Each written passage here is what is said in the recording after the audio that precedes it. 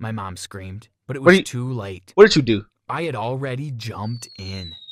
Throw the whole kid away. What's up, everybody? It is Shoesage, and of course, as always, it's been our Shoesage. Okay, let me be honest. I never actually reacted to an animated story time before. You know, it's the first time for everything. This is I Can't Feel Pain, story time animated. I was just looking to see some good animated story times, and I ended up running across this randomly somewhere. I thought the title was pretty interesting of I Don't Feel Pain, because that's some anime type shit about you can't feel pain. Let's say fuck it, you know what, why not? Not to mention also too, actually working on an animated story time myself. I've already dropped an animated teaser poster for it under my YouTube choice. You guys can go check it out, link it in the description. I decided, you know what, real recognize real, so let me go and react to one of these animated story times. So without further ado, let's get straight into the video. Alright. Rare disorder. I don't feel pain. I didn't always know this though. Alright, real quick. How old was he in this shot? Because you got the face of a baby, but you have the haircut of a 35-year-old man. But let's go. Here's how it all started. My parents thought I was the most perfect baby in the world. Why? I rarely ever cried. I was laughing most of the time and only broke into tears when I was hungry or needed my diaper changed. My parents' friends, who sound like me right now, for real, were so envious that my parents were able to get a full 8 hours of sleep each night. One funny story that my dad tells everyone over dinner is that when I was a toddler, I was playing in the dirt outside. He heard me laughing uncontrollably, so he came to see what could have been so amusing about a pile of dirt. When he looked at me, he gasped. I had a huge scorpion in my hands. But hell no, boy. Like it was a teddy bear. He also says I had a huge red mark on my leg where it had stung me. Wow. He screamed at me to drop it, then picked me up and ran into the house. I was still laughing, apparently. My parents took me to the doctor to check if I was okay, and I was. However, no one could understand why I wasn't screaming in pain. Before I continue, please don't forget to like the video and subscribe to this channel. And make sure you hit that notification bell for more awesome content like this. Go ahead and do that. I had 2 older brothers who were always pushing each other around, and when I was big enough to play their wrestling and boxing games, they included me too. They were always hitting or punching me, and instead of crying, I just hit and punched back harder. They'd often all right. The very moment I would have figured out I cannot feel pain, I'm starting my anime villain arc, I'm finna get into boxing, I'm finna do anything physical, I'm taking advantage of it. But that's just me though, but continue. So much pain. I found it all amusing because I felt nothing. When I was about 6, my family and I were on the beach, and my mom got a sea urchin stuck in her foot. She screamed and shouted in pain. Then she burst into tears. My father tried to pull it out, but the more he tried, the more it hurt. I really couldn't understand why it affected my mother so much, so I went into the sea and caught another sea urchin. I dropped it onto the sand and jumped on it. It tickled. "Mom, this is fun. Why are you crying?" I said. "Oh my God, Ryan," she said. We both had urchins stuck in our feet. I was giggling and my mom was crying. My poor dad had to deal with it all. He drove us to the hospital where they helped us to remove the spikes. For my mother, this seemed unbearable, but it didn't affect me at all. And I guess that is when I realized I was a bit different. I decided to use this difference to my advantage. At school, I developed the nickname Fearless because I was always doing the most outrageous stunts. I bet you was. I'd climb to the top of the monkey bars and deliberately throw myself down. Or I'd swing really high, then just jump off midair. One day, I brought a lighter to school and tried to impress a girl by burning my finger. It was so much fun. But I have to warn you, don't try any of this at home. We know. Or anywhere for that matter. We know. I got into trouble for this because eventually the other kids wanted to attempt my stunts. When they did, they'd end up in excruciating pain with broken limbs. But not you though, right? It got so bad that my parents were called into a meeting, and I was expelled for being a bad influence. Okay, that don't make no sense because you didn't make them do that. I became a bully because I was angry that those stupid boys from my other school got me in trouble. Oh, I Lord. became the most feared boy at school. Oh, and people would think Lord. twice before crossing my path. I told you this is the start of this villain arc. Higher grades tried to mess with me once, but I beat them up so badly that they learned to stay away from me. Yeah, I bet. I was so shocked when I only laughed at them while they punched and kicked me. I have to admit that part of me really loved the attention and respect. I would do things just for the thrill and attention. For example, one afternoon, my parents decided they'd take us kids out to enjoy a cool stroll in the zoo. You punched one of the animals, didn't you? Don't lie to me. And observing the zebras, I began to feel a bit bored. As we approached the lion's pit, So what, you fought one? Idea. Ryan, no! My mom screamed, but it was too late. What did you do? I had already jumped in. I walked Throw the whole kid away. around, making funny faces at the lions while the crowd screamed for me to get out. Many people had already taken out their phones and they were recording. I ignored them because there was a cute little lion cub approaching me. I ran towards it and picked it up. Suddenly, I heard more shouting. Yeah, you know, Lion, look out! just because you can't feel pain don't mean you're a mortal, Before I could guy. turn around, a lioness, the cub's mother, I guess, jumped on my back and bit my arm. Damn. I turned around and pried her jaws apart with my bare arms. Then I laughed and hopped out of the lion's pit. I was bleeding, but I seemed totally unbothered by the whole incident. I went viral that same afternoon. This is cat. What, is this like real? Is this like actually like based off a true story or something? I'm cat. Everyone was talking about me. In the weeks that followed, I became so popular that I was invited by several talk show hosts to talk on their shows.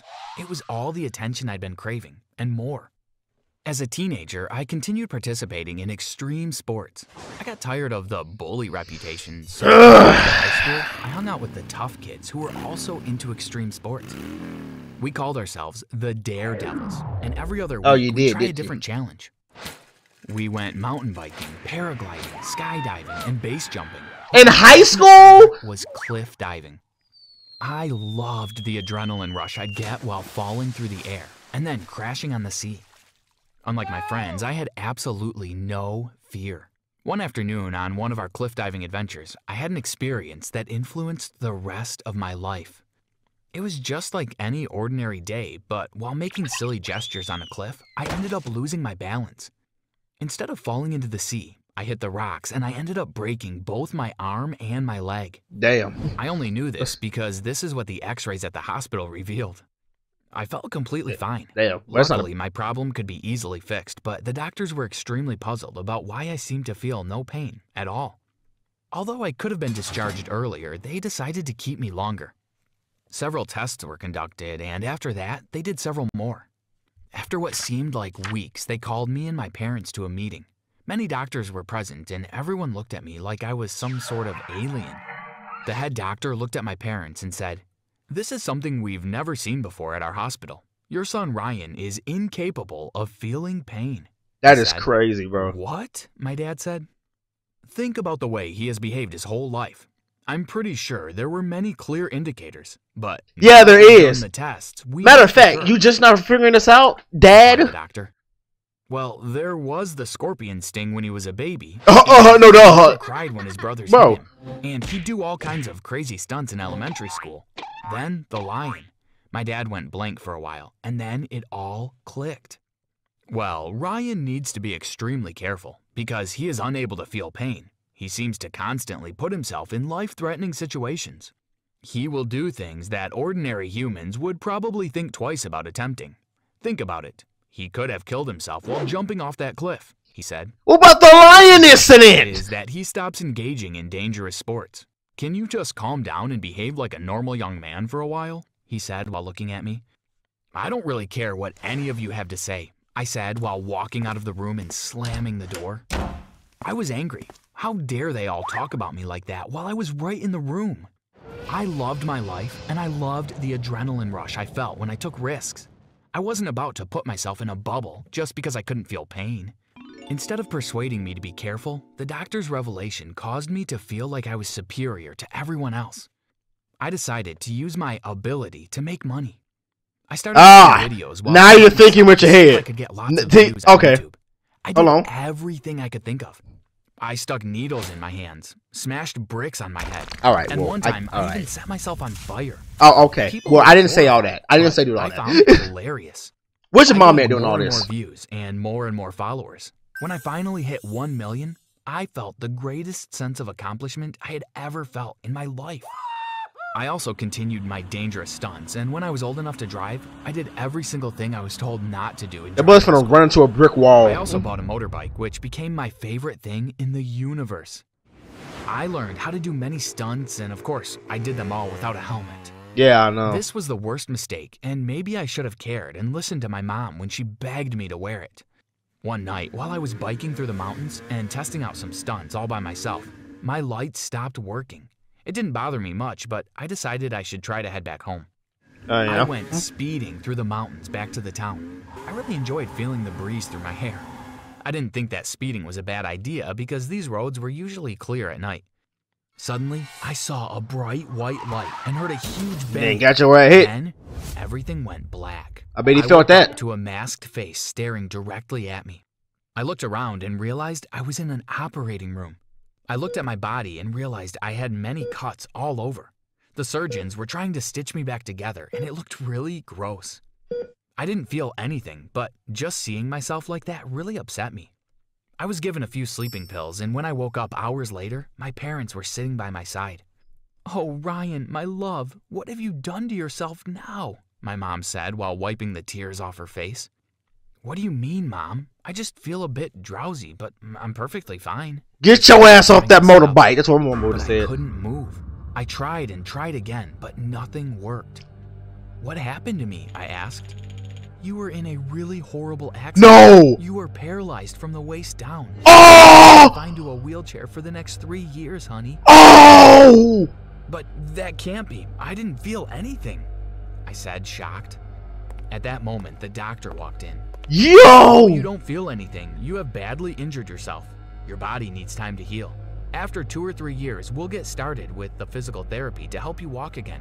But you will never be the same. I'm sorry," he said. Damn! I sighed and thought that I should have listened to them when they asked me to be more careful. I Yeah! was filled with regrets.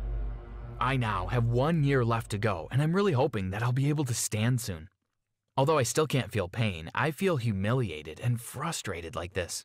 I should have made better decisions, and when I get out of this wheelchair, I will stop seeking attention, and I will try to be a lot more careful. Yeah, I don't believe you, though. What the problem is that Buddy forgot that just because he couldn't feel pain doesn't mean he was immortal. A part of me wants to feel bad because I'm like, man, you know, you can't feel pain, so how you supposed to know this? But like, when we told you from goddamn ass, and even if you can't feel pain, I like to imagine that you at least could comprehend that you can. I hope he has a good recovery, though. He's able to walk again, and I hope he does keep his word and doesn't do all that dangerous shit again. Like, comment, subscribe, as always. Also, for us, heavily appreciated. Remember, Nevermore. They're to be used to. Everybody's done said, let's Nevermore. I'll see you in the video. See you guys. I'm out here now to keep it easy.